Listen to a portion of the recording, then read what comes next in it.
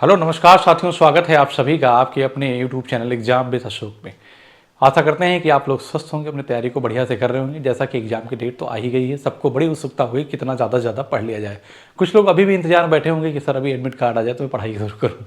ठीक है ना, तो तमाम तरह के लोग हैं, ऐसी कोई बात नहीं है। लेकिन अगर ऐसे भी हैं तो उनको बताओ कि पढ़ाई शुरू कर दें, क्योंकि करीब 15 लाख फॉर्म पड़े हैं, 4,000 के 5,000 के आसपास वैकेंसी है।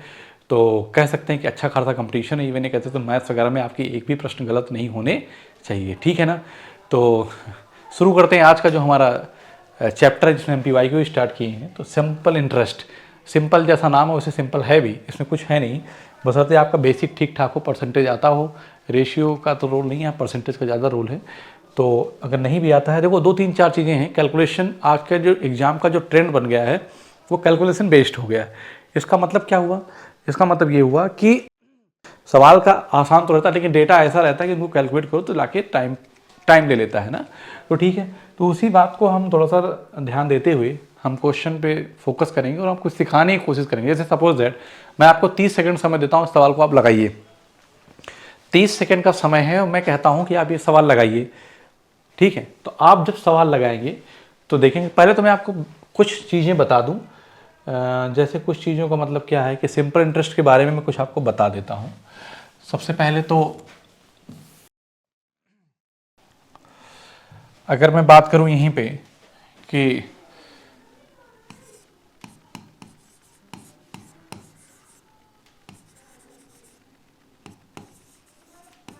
सिंपल इंटरेस्ट जिसे हम कहते हैं क्या, साधारण ब्याज, साधारण ब्याज, ये कहाँ प्राप्त होता है? हमेशा मूलधन पे ही प्राप्त होता है। तो पहला पॉइंट इसके बारे में जानो कि हमेशा मूलधन पर ही लगता है या प्राप्त होता है, लगता है, पहला पॉइंट। दूसरा पॉइंट क्या है? दूसरा पॉइंट ये है कि प्रिंसिपल हमेशा, प्रिंसिपल जो है जिसे हम क्या कहते हैं, मूलधन, जिसे हम क्या कहते हैं, मूलधन 100% होता है। आप कहेंगे यस सर, कोई दिक्कत नहीं है, हमेशा 100% होता है। अगर यहीं पे मिश्रधन की बात करें, हम मिश्रधन की बात करें तो प्रिंसिपल प्लस सिंपल इंटरेस्ट होता है। तो बताओ प्रिंसिपल क्या होता है, बताओ प्रिंसिपल क्या होता है? तो मेरी बात ध्यान से सुनिएगा, ये मैंने बताया 100% होता है सिंपल इंटरेस्ट। तो आप पूछेंगे सिंपल इंटरेस्ट क्या होता है? तो सिंपल इंटरेस्ट की अगर हम बात करेंगे तो PR% होता है।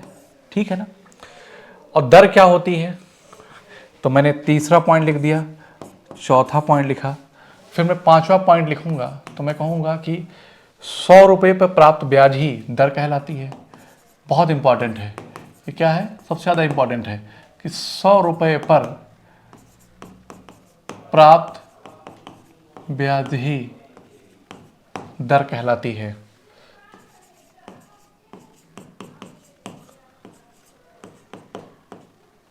₹100 पर प्राप्त ब्याज ही दर कहलाती है।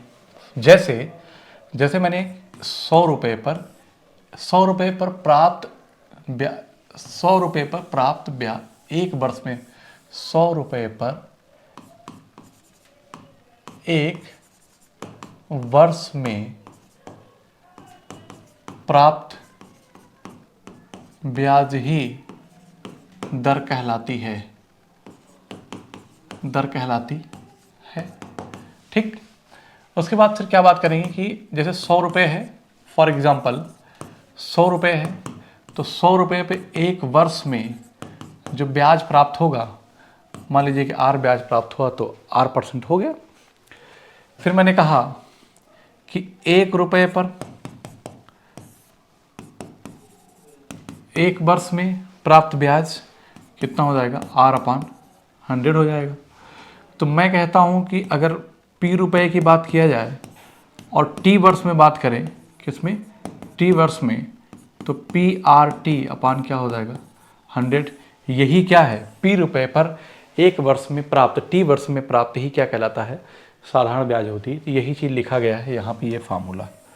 ठीक है ना, रेट हमेशा परसेंट में होता है, याद रखना। तो इन्हीं बातों को लिखा। एक और बहुत इंपॉर्टेंट बात है, कि जो सिंपल इंटरेस्ट होता है, सिंपल इंटरेस्ट होता है जो, वो रेट परसेंट इंटू टाइम होता है, रेट परसेंट इंटू टाइम होता है। और आगे ध्यान रखिएगा कि जब फॉर्मूला लिखा simple interest equal to P R percent T, तो मैं कहता हूं कि अगर simple interest directly proportional to किसके अगर जब भी अगर मूलधन बढ़ेगा तो सिंपल इंटरेस्ट बढ़ेगा, ब्याज की दर बढ़ेगी तो उस केस में भी रेट बढ़ेगा तो सिंपल इंटरेस्ट बढ़ेगा, अगर टाइम बढ़ेगा तो सिंपल इंटरेस्ट बढ़ेगा। ये तीनों के क्वेश्चन होता है, ठीक है ना।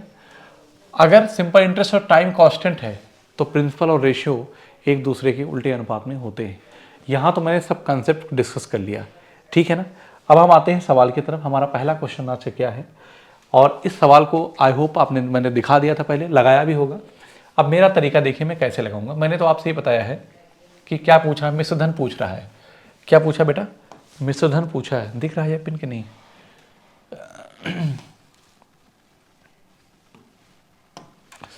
अगर मिश्रधन की बात करें तो amount is equal to principal plus simple interest होता है। आप कहेंगे यस सर होता है, ठीक होता है ना। तो अब मेरी बात ध्यान से सुनो कि प्रिंसिपल तो 100% अपने आप में होता ही है, सिंपल इंटरेस्ट कितना होगा। और मैंने आपको क्या सिखाया है कि जो सिंपल इंटरेस्ट होता है वो रेट परसेंट इंटू टाइम होता है। तो रेट परसेंट कितना है, 27 × 7, तो मैं कहूँगा कि 189% हो जाएगा। इसका मतलब 189% ब्याज मिलेगा, तो 189%। अगर ये गुणा आप अच्छा है तो कहेंगे जो अमाउंट होगा वह 200, 100 और 189% ब्याज और प्रिंसिपल ये, क्योंकि जब आप अमाउंट की बात करते हैं तो प्रिंसिपल और सिंपल इंटरेस्ट दोनों होता है। तो आप इसका मतलब ये होगा कि 289% क्या करेंगे आप देंगे। तो मैं यहाँ से ये कह सकता हूँ कि यही इसी की वैल्यू आपको निकालनी है क्वेश्चन में। क्या ये बात अपने मन में आप नहीं कर सकते थे? अब मुझे इतना पता है कि 289 17 17 में 289 होता है। आंसर वही होगा जो बेटा 17 का मल्टीपल होगा, आंसर वही होगा जो 17 का मल्टीपल होगा। आप कहेंगे सर 17 से भाग देना कठिन है। यहाँ पे देखो 3 ये डिजिट, ये 4 डिजिट सेम है, 4 डिजिट सब में सेम है। सवाल देने का उसका मकसद क्या था कि आप लगाते रहो, फंस जाओ, ठीक है ना। या तो 289% की वैल्यू निकाल लो। तो आपको पता है कि अगर मैं यहीं पे बात करूं, थोड़ी देर ध्यान दो, प्रिंसिपल अपने आप में क्या होता है बेटा, 100% होता है। तो जब 100% की वैल्यू 21,950 दिया है तो 10% की वैल्यू कितना हो जाएगी, 2195। तो अगर मैं इसको 9 से इधर गुणा कर दूं और इसको मैं 9 से इधर गुणा कर दूं तो आप कहेंगे क्या कि 9 × 5 = 45 के 5 हासिल 4, 9 9 81 4 85 के 5 हासिल 8, 9 1 9 8 17 के 7 हासिल 1, 9 2 18 1 19, 19,755 हो जाएगा। इसका मतलब ये है कि 10% की वैल्यू इतना है तो 90% की वैल्यू क्या आ जाएगी, इतना आ जाएगी। ये 289 है ना, 289 है। इसका मतलब है कि जो प्रिंसिपल था अगर 100% की वैल्यू है उसको 2 से गुणा कर दें तो आप यही करेंगे 21,950, 21,950 को मैं 2 से गुणा कर दूं तो 200% की वैल्यू हो गई, और प्लस 19,755। मेरी बात ध्यान से सुनना, 19 जो 7 से 90% की, मेरे पास 89 है, 1% कम है। तो मैं थोड़ा सा क्या करूँगा, हालांकि 1% की जो वैल्यू की बात होगी, 1% की जो वैल्यू की बात होगी, हाँ तो ठीक है ना। तो मैं यहाँ पे ये कहूँगा कि 90% की वैल्यू है, ये एक्चुअल में चाहिए 89% की वैल्यू। तो यहाँ से बेटा मुझे आराम से मिल जाएगा, मैं जोड़ लूँगा कि 0 और 2 पंजे 10 के 0, 2 9 18 19 के 9 हासिल 1, 2 1 2 1 3 2 नहीं 4, ठीक, प्लस 19,755, ठीक है। इसको आप जोड़ लीजिए, बस आपका आंसर हो जाएगा। ये 5, ये 5, थोड़ा कम रहेगा, ठीक है ना। तो 9 7 16 के 6 हासिल 1, और 9 3 12 1 13 के 3 4 1 5 1 6, 63,655 मतलब 63 आ जाएगा। 63 कहाँ है, ये थोड़ा कम होगा, इसका मतलब 63,435 आंसर बनेगा। आप गारंटी के साथ चेक कर, कहता हूँ चेक कर लो कि आंसर यही होगा, क्योंकि 17 का मल्टीपल मैंने शुरू में ही बताया था ये बात। क्या ये बात आप इस बहुत सारी चीज़ें तो ओरली कर सकते थे, कैसे 27 7 189 100 289, आप डायरेक्ट लिख देते कितना 289% की वैल्यू निकालना, 17 का मल्टीपल चेक कर लेते, सीधा आंसर आ जाता। आता कि नहीं आता? अगले सवाल की तरफ आते हैं। अगले सवाल की तरफ आएंगे तो पहले इसको बताइए, यहाँ पे मैंने सबको डिटेल में डिस्कस कर दिया है, ठीक है ना। फार्मूला कहाँ से आया, कैसे है। अब देखो 6 वर्षों के लिए 23% प्रतिवर्ष की दर से 21,550 पर साधारण ब्याज के तहत मिश्रधन ज्ञात कीजिए। क्या करें, मिश्र धन ज्ञात करें। तो आप मुझे बताइए, सेम क्वेश्चन है ना, मिश्र धन निकालना है तो मुझे इतना पता है कि 23 नवैया क्या 23 धामा 230 होता है, 23 घटा दें 207 हो जाएगा। इसका मतलब ये है कि amount is equal to principal plus simple interest. तो मैं कहता हूं कि 100% प्लस 207%। अरे भाई 23 नवैया 207, तो मैं कह सकता हूं यहाँ पे कि 307% की वैल्यू होगी अमाउंट। आपको यही निकालना है, यही आपको निकालना है। 307 किसी का प्रोडक्ट है क्या? अगर मल्टीपल चेक कर लो, इसका फैक्टर कोई अगर बने तो वहीं से हम आंसर बना लेंगे डायरेक्ट। अगर नहीं बन रहा है तो ठीक, कोई बात नहीं। इसका मतलब है कि 300%, देखो 300% प्लस का 7%, ऑप्शन थोड़ा गैप है तो आप कर सकते हो। ये 100% की वैल्यू कितनी है? 100% की वैल्यू कितनी है? आप कहेंगे 21,550। ठीक, तो मैं कहता हूं इसको मैं 3 से गुणा करूं, इसको मैं 3 से गुणा करूं तो 300 नहीं हो जाएगा, 300% नहीं हो जाएगा। यही बात तो मैं वहां कर रहा था। तो 55 है ना, 3 पचे 15 के 5, 0 3 15 के 16 के 6, 3 एकम 3, 1 4, 3 नहीं 6, 64,650। तो आप यहाँ 64,650 लिख दीजिए। 64,650 एग्जैक्ट की तरफ मत जाइए, चाहे तो एग्जैक्ट निकाल ले। 7% की वैल्यू निकालना है। आप मुझे ये बताओ कि जब 10% की वैल्यू इतना, 100% वैल्यू इतना है, 10% की वैल्यू कितनी हो जाएगी? तो आप कहेंगे सर कि 10% की वैल्यू 21,55 होगा। कोई दिक्कत? अगर 21,55 है तो यहाँ जोड़ दो 21,55, लेकिन जो कुछ भी होगा इससे कम आंसर आएगा। 5 5 5 10 के 0, 6 1 7 1 8, 4 2 6 6, 66,805 से कम आएगा। 66,805 से कम आएगा तो 66,158 हो जाएगा आंसर इसका। गारंटी के साथ बता रहा हूँ, 66,158.5 इसका आंसर होगा। नहीं विश्वास है तो भी दिखाता हूँ। देखो, आप 7% की वैल्यू निकाल लो, 10% की पता है, 7% की वैल्यू जो हो जाएगी 21,55/10 गुणे का 7। तो 7 पचे 35 के 5 हासिल 3, 7 पचे 35, 3 38 के 8 हासिल 3, 7 एकम 7, 3 10 के 0, 7 2 14 1 15, 1508.5। कितना? 1508.5। अब आप क्या करो, यही चीज़ तो मैंने निकाला था। तो मैंने क्या कहा कि 64,650 में 1508 1508.5 लगाया तो 5.85, 6 5 11 1 हासिल 1 4 1 5 1 6, 66,158.5 आया कि नहीं है? बताओ आया कि नहीं है? ये तो मैंने एग्जैक्ट निकाल दिया, पर जरूरत क्या है आपको? ये अप्रॉक्सीमेशन सीखना पड़ेगा। आप कंपटीशन देने जा रहे हैं, कोई ऐसे मजाक का काम नहीं हो रहा है। सिलेक्शन लेना है तो ये चीज़ें सीखनी पड़ेगी। आप सब कुछ हमेशा करते रहोगे तो आप बैठते करते ही रहना। ठीक है। प्रतिवर्ष 35% की दर पर 6 महीने के लिए 12,500 पर प्राप्त साधारण ब्याज क्या होगा? मतलब कि 35% की वार्षिक होगा। क्या होगा यहाँ पे? वार्षिक होगा। पेन मोटी है थोड़ा सा।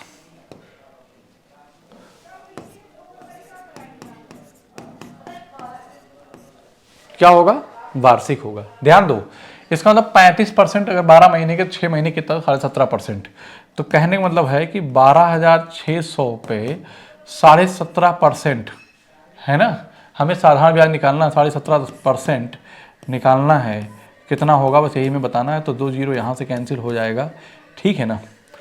और एक इसको 10 लिख दें तो 5 से कट कर दें, 5 दुनाई 10, 5 तें 15, 50 25, 2 छंग 12, 2 एकम 2, 2 तें 6, 2 तें 6, कितना हो जाएगा बेटा? 2 तें 6, ठीक है। तो 63 गुणे 35, 5 तें 15 के 5, आंसर वही होगा जहाँ पे यूनिट डिजिट 5 आएगा। और 6 3 1800, आप ऐसे कर दो, 63 को 30 प्लस 5 लिख दो, ठीक है ना। तो 3 3 का 9 और 3 6 18 प्लस 5 ते 15 5 5 6 30 1 31, जोड़ लो तो कितना आ जाएगा? 5 9 1 10 के 0 हासिल 1 0 5 आया गया है लास्ट में बच्चों को। बेटा ध्यान देना है आपको कि सब कुछ नहीं करना है, सब कुछ नहीं करना, थोड़ा ध्यान भी देना है कि कहाँ तक करना कहाँ तक नहीं करना है, ठीक है ना। बताओ भाई समझ में आया कि नहीं आया? बताओ।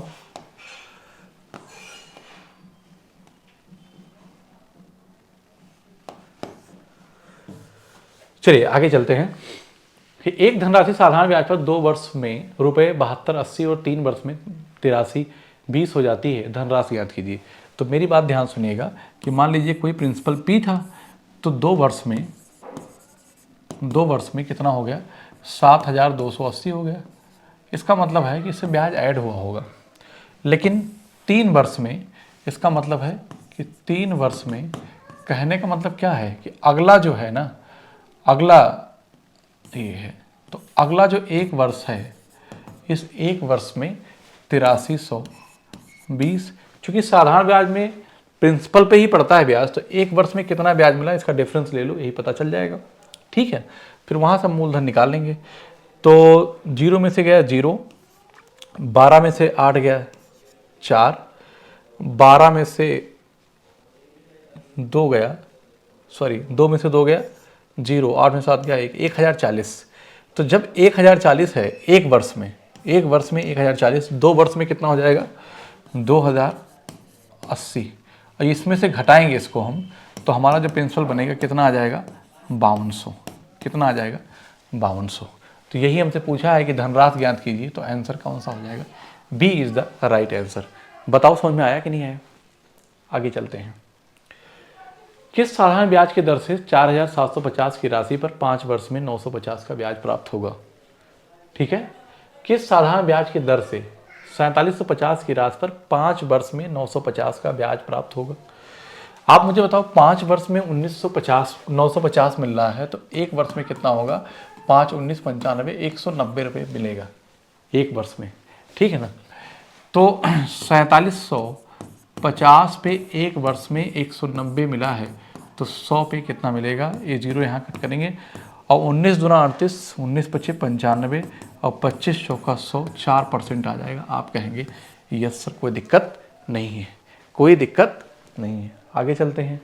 कह रहा है कि 47,500 की धनराशि पर 17 वर्षों में प्रतिवर्ष साधारण ब्याज के दर के कितनी दर पर रुपए 1,53,425 का ब्याज अर्जित होगा। 1,53,425 का ब्याज अर्जित होगा। आप मुझे बताओ कि 1,53,425 ये जो ब्याज मिला है कितने वर्षों में, 17 वर्षों में। 1,53,425 कितने, 17 वर्षों में। 17 नवैया कितना होता है, 153, 0 बार जाएगा, फिर 42 जाएगा, 17 दुनाई 34, और 6 2 8, 17 25 85। कहने का मतलब ये है कि 9,025 रुपये 1 वर्ष में ब्याज प्राप्त होगा। 1 वर्ष में क्या है, ये प्राप्त ब्याज है, 1 वर्ष में प्राप्त ब्याज है।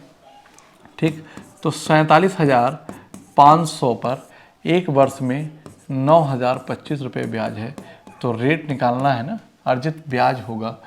तो कह रहा है दर बताओ क्या होगी, तो दर निकालने 2 से मल्टीप्लाई करेंगे। ठीक है ना, अब या तो 25 से तो कट जाएगा, 25 का पहाड़ा पढ़ दूँ मैं। ठीक है, पढ़ देता हूँ। 25 से कम या 25, देखो 25 अटे 200 होता, 16 बार जाएगा, 400 हो जाएगा, 75 है, तो 16 3 19 बार जाएगा। कितनी बार जाएगा, 19 बार जाएगा। इसको पढ़ेंगे तो 25 तियाँ 75, 25 तियाँ 75, और 15 तो 152, 25 छक्का 150, और 25 से कम 25, और 19 19 से 361 होता है। तो आप कहेंगे कि ब्याज की जो दर होगी वो 19% होगी। बताओ यहाँ तक किसी बच्चे को अगर प्रॉब्लम है तो, ब्याज की जो दर होगी वह 19% होगी। ठीक है, ब्याज की दर जो है वो 19% होगी। अगले सवाल करवाते हैं कि 7200 के मूलधन पर 9 महीने के लिए 50/3, ये जो बेटा लिखा है ना, ये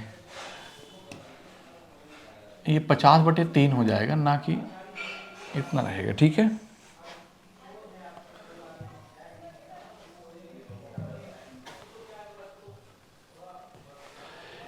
$7200 के मूलधन पर 9 महीने के लिए 50/3 में सालाना दर पर साधारण ब्याज ज्ञात करें। तो सिंपल सा बात है कि सिंपल प्रिंसिपल कितना है, 7200 है।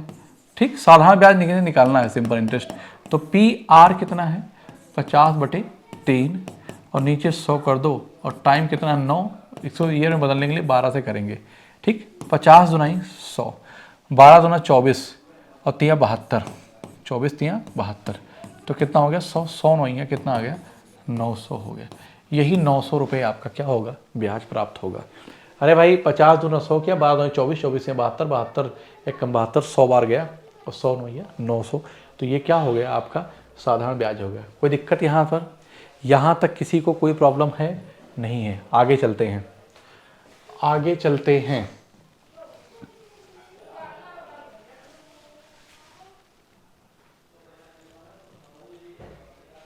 Question number 8। सीमा ने सेविंग बैंक खाते में 5,000 जमा किए, साधारण ब्याज पर 4% प्रतिवर्ष है, 2.5 वर्ष के बाद कितना मिश्रधन होगा?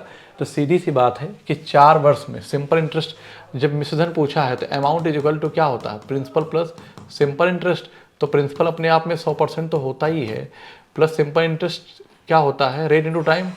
तो 4 गुणे 2.5 तो 100% प्लस 10%, इसका मतलब कितना है? 111% हो गया। और 111 को क्या कहते हैं हम? 11 का मल्टीपल निकाल दो, वही है जो होगा, आंसर आएगा 11 का मल्टीपल एक ही, यही आंसर आ जाएगा। ऐसे सवालों को इसलिए रखा गया है कि आप देखो कि पेपर में आए भी हैं और कैसे करना। यही सवाल जो हैं जो आपको टाइम बचा के अगले में कवर करेंगे। ठीक, अब इसको भी आप टाइम लेकर करते हो तो फिर बेकार है, आप तैयारी में बहुत पीछे हैं अभी। ठीक है ना। अब आप कहेंगे सर इसको निकाल दिखाओ, तो 5,000 मुझसे क्या पूछा है? 110% की वैल्यू हम निकाल दें यहाँ से, तो 2 जीरो यहाँ पे कैंसिल हो जाएगा और 11 बचे कितना हो जाएगा? 55, और एक ये 2 जीरो, 5500 आ गया, काम खत्म। कोई दिक्कत नहीं। तो आप मुझे बताइए कि क्या ये सवाल आप ओरल नहीं कर सकते थे? कर सकते थे। ठीक है, यही चीज़ें सीखनी है। देविका ने साधारण ब्याज के तहत T% की ब्याज दर से 30 साल के लिए 1200 का निवेश किया। अगर उसे 432 का ब्याज मिलता है तो ब्याज की दर क्या है? सिंपल सी बात है, मतलब कहने का है कि जो ब्याज दर है ना वो T माना है, T% है। तो मैं यहाँ कहूँगा कि ब्याज कितना मिल रहा है? 432 मिल रहा है, प्रिंसिपल कितना है?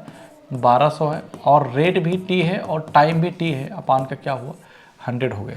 ये दोनों जीरो कटेगा तो 12 3 36, 12 3 36, 4 3 7, 12 6 72, 36। इसका मतलब है कि T² की वैल्यू कितनी आ गई? 36 है, तो T की वैल्यू कितना है? 6%। 6%। हमसे पूछा क्या? ब्याज की दर। तो रेट हमेशा परसेंट में होता है, तो 6% आंसर आ जाएगा। बताओ कोई दिक्कत है यहाँ तक किसी बच्चे को? किसी बच्चे को कोई प्रॉब्लम है तो बताए। आगे चलता हूँ। 4% प्रतिवर्ष की साधारण ब्याज प्रणाली के तहत कितने वर्ष में 1500 दोगुने हो जाएंगे? कहने का मतलब है कि 4% ब्याज बैंक दे रहा है और आपने पैसा जमा कर दिया कितना? 1500, लेकिन आप चाहते हैं कि मेरा पैसा दोगुना हो जाए, अर्थात आप चाहते हैं कि अमाउंट मतलब कि वो 3,000 रुपये हो जाए। कहने का मतलब है कि आप उस पर ब्याज चाहते हैं कितने का? 1500 रुपये का। ठीक है ना। 1500 पे 1500 का ब्याज चाहते हैं, 100% ब्याज चाहते हैं ना। 4% मिल रहा है एक साल में, एक साल में, एक वर्ष में 4% ब्याज मिल रहा है। आप 1500 पे 1500 चाहते हैं, 100% ब्याज चाहते हैं, तो आप क्या करेंगे? इसको 25 से मल्टीप्लाई करेंगे और इधर भी आप 25 से मल्टीप्लाई करेंगे, तो 25 वर्ष में कितना मिल जाएगा? 100% ब्याज हो जाएगा, सवाल ख़त्म। यही आपका 25 वर्ष आंसर आएगा। किसी के समझ में ना आया हो तो ऐसे देखो कि आप देखिए सिंपल इंटरेस्ट कितना मिला है? 1500। 1500 पर रेट कितना है? रेट 4% है, इंटू टाइम ही तो निकालना है, अपान का क्या? 100। 1500 से 1500 कट गया और 4 25 100, ये इधर जाएगा तो टी की वैल्यू कितना आ गई? 25 हो गई। आप कहेंगे गुरुजी इसको लगा दे, कोई दिक्कत हो जाएगी? भैया दिक्कत नहीं होगी, आपको सब सीखना पड़ेगा। यहाँ तो लिखना पड़ा, वहाँ लिखना भी नहीं पड़ता। ये 1500 की चीज़ 1500 होना मतलब 100%। आपके पास जितना है उतना ही और हो जाए चाहते हैं, तो 100% चाहते हैं। 4% के हिसाब से ब्याज मिल रहा है, इसका मतलब आप 100% ब्याज चाह रहे हैं। 4% के हिसाब से 25 साल अगर ऐसा चलता रहा तो आपको 100% ब्याज मिल जाएगा, खत्म सवाल। ठीक है। साधारण ब्याज पर निवेश किया गया धन 16 वर्ष में अपने आप का 3 गुना हो जाता है। ज्ञात कीजिए कि उसी ब्याज दर पर कितने वर्षों में वो अपने आप का 15 गुना हो जाएगा। साधारण ब्याज पर निवेश किया गया धन 16 वर्षों में अपने आप का 3 गुना हो जाता है। क्या हो जाता है? 16 वर्षों में अपने आप का 3 गुना हो जाता है। तो मैं कहता हूँ कि कोई प्रिंसिपल है, प्रिंसिपल मतलब वो एक है, धन क्या है? वो एक है। ठीक, तो पहले समझा दे रहा हूँ। साधारण ब्याज निवेश किया गया था 16 वर्षों में, कितना? 16 वर्ष में कितना हो? 3 गुना हो रहा है। इसका मतलब ब्याज कितनी मिल रही है? ब्याज हमको 2 मिल रही है। तो मैं यहाँ पे ये कह सकता हूँ, वो कह रहा है कि उसी ब्याज दर पर कितने वर्षों अपने आप का 15 गुना हो जाएगा। तो चाहता क्या है वो? 1 से 15 चाहता है, 15 गुना चाहता है। तो मतलब ब्याज कितना चाहता है फिर? इसका मतलब उसको ब्याज कितना मिल जाए? 14 रुपये ब्याज मिल जाए। तो ऐसे सवालों को कैसे किया जाए मैं भी बता देता हूँ आपको। ब्याज कितना चाहता है? 14। तो मेरी बात ध्यान सुनिए। तो आप कह सकते हैं कि 16 वर्ष में कितना ब्याज मिला है बेटा? ₹2 उसको ब्याज मिला है, लेकिन वही ब्याज वो 14 चाहता है। ठीक है, तो इधर मैं जब 7 से मल्टीप्लाई करूँगा, 7 से इधर करूँगा तो कितना आ जाएगा, 112 वर्ष। तो 112 वर्ष में ₹14 वो ब्याज प्राप्त करेगा, तो 15 गुना हो जाएगा। ठीक है, तो आपको यही यूज करना, अप्लाई करना है, ये नहीं करना है। ठीक, अब आप चाहते तो कर सकते थे, ऐसी कोई बात नहीं है। ये 7 गुना है यहीं पे, तो इसी का 7 गुना कर देते, थोड़ा सा तो 112 हो जाता, वो थोड़ा ज़्यादा अच्छा लग रहा है। ठीक, तो 112 जो है करेक्ट आंसर है। क्लियर। नेक्स्ट क्वेश्चन की तरफ चलना है और आप इसका आंसर बताइए। आप बताइए कि साधारण ब्याज पर निवेशित धन की राशि एक राशि साधारण ब्याज पर 15 वर्षों में अपने आप से 3 गुना हो जाती है। ज्ञात कीजिए कि समान दर पर वह राशि अपने आप से 13 गुना कितने वर्षों में हो जाएगी। मेरी बात ध्यान से सुनो। साधारण ब्याज पर निवेशित धनराशि, एक धनराशि साधारण 15 वर्षों में अपने आप से 3 गुना हो जाती है। इसका मतलब है कि 3 गुना होगी तो 2 ब्याज मिलेगा। तो ब्याज कितना प्राप्त हुआ, ₹2 ब्याज प्राप्त हुआ 15 वर्ष में। याद कीजिए कि समान दर पर वह राशि अपने आप से 13 गुना कितने वर्षों में हो जाएगी। 13 गुना मतलब 12 ब्याज चाहिए। 13 गुना का मतलब क्या हुआ, अगर वो 12 ब्याज प्राप्त पा जाए तो 12 ब्याज प्राप्त करने के लिए हमें क्या पढ़ना, कितने वर्ष लगेंगे, 90 वर्ष लग जाएंगे। ऐसे सवाल जब भी पेपर में आए तो आप ओरली कर सकते हैं। ठीक है ना, ओरली कर सकते हैं।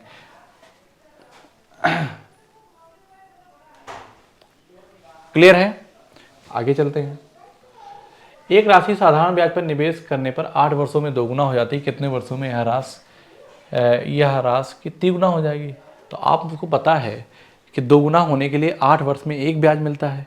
तिगुना हो जाएगा मतलब दो चाहिए ब्याज ना, 3 गुना होने के लिए तो उसको 2 ब्याज चाहिए। तो जब 8 वर्ष में 1 ब्याज प्राप्त होता है तो 2 ब्याज प्राप्त होने के लिए तो 2 जब ब्याज उसको मिलेगा तो कितना वर्ष लगेगा, 16 वर्ष लग जाएगा। आप कहेंगे यस सर कोई दिक्कत नहीं है, कोई दिक्कत नहीं है। बताओ भाई, सब ओरल सवाल है, सारे सवाल पूछे गए हैं पेपर में। ये सवाल पढ़ो, इसका आंसर बताओ। कह रहा है कि साधारण ब्याज पर विभिन्न बैंकों में निवेश के लिए 2 लाख को 2 भागों में बांटा गया। एक पर 4% वार्षिक रिटर्न मिलता है, जबकि दूसरे भाग पर 6% वार्षिक रिटर्न प्राप्त प्रतिवर्ष है। यदि एक वर्ष के अंत में कुल 4.7% प्रतिवर्ष के बराबर है तो पूरी राशि पर प्रत्येक बैंक में निवेश की राशि क्रमशः है। ठीक है, तो आप इस बात को समझिए कि जब आपने पहले 2 लाख रुपए था आपके पास, ठीक है ना, 2 भागों में बांटा, एक दोनों हाथ में 2 लाख रुपए था, एक हिसाब से लिए एक हाथ में लिए। इधर बैंक को एक को आदमी दिया, कहा 4% देंगे, दूसरे आदमी को आपने दिया तो उसने कहा आपको हम कितना देंगे, 6% देंगे। लेकिन ओवरऑल आपका जो प्रॉफिट होगा, क्योंकि हो सकता है इसका मतलब 4% वाले को आपने ज़्यादा पैसा दिया है, ये बात तो तय है, लेकिन सब ऑप्शन में ज़्यादा नहीं तो भी टिक ऐसे ही लगा देते। तो मैं ये कहता हूँ कि लगा देता हूँ एलिगेशन। ठीक है ना, एक व्यक्ति को 4% पर आपने दिया है, दूसरे व्यक्ति को 6% पर आपने दिया है, दोनों पे ओवरऑल मिला के आपको 4.7% का प्रॉफिट हुआ है, मतलब साधारण ब्याज प्राप्त हुआ है। तो ये हो जाएगा 1.3 और ये हो जाएगा 0.7, इसको हटाएंगे तो ये क्या हो जाएगा 13। इसका मतलब है कि 13 और 7 का मल्टीपल बनेगा। तो पूछा है कि निवेश की गई राशि क्रमशः है, 13 और 7 का मल्टीपल एक ही है और है नहीं, तो बस आप यही आंसर मान लीजिए। नहीं मानना है तो आप कह दीजिए 13 7 20, 20 की जो वैल्यू है ना वो 2 लाख के बराबर है। कितने, 2 लाख के बराबर। ठीक, एक 0 कट कर दिया यहाँ से और 2 से 2 कट कर दिया, कितना बचा, 10,000 आ गया। तो यहाँ से अगर 10,000 से गुणा करोगे तो कितना आ जाएगा, 70,000 आ जाएगा, 70,000 आएगा।